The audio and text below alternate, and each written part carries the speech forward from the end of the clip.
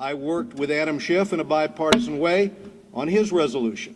With Republican support, Democrats and Republicans put that through the committee. But I wanted to share with you that regardless of our efforts, our bipartisan efforts, we were blocked by the power of the lobby, of the pressure brought to bear by the government of Turkey in order to prevent this from ever coming to the House floor.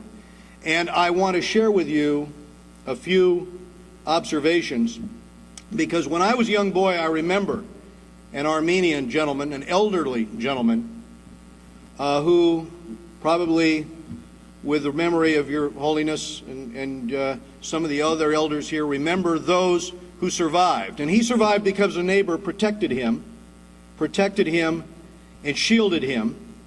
But he saw with his own eyes what went on in that village, and he shared that with me.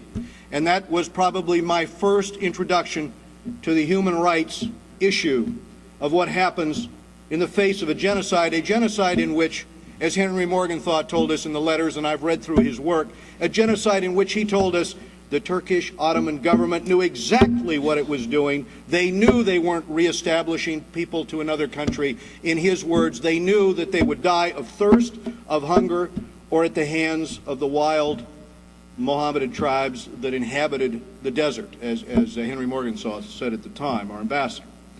So the questions for us today is, if we are going to be a leader in human rights around the world, in the United States, are we prepared to stand aside when the French and the Germans and the Swiss and the Swedish and even the Russians have stepped forward and recognized what constitutes genocide? Are we prepared, because of pressure, to be silenced?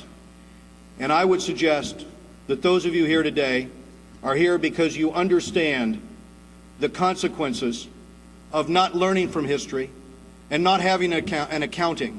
And you recognize also that those same tactics are used today to isolate the country of Armenia, are used today to block those in the church, in the Armenian Patriarch, from practicing their own faith, and in the Greek church as well, in Turkey.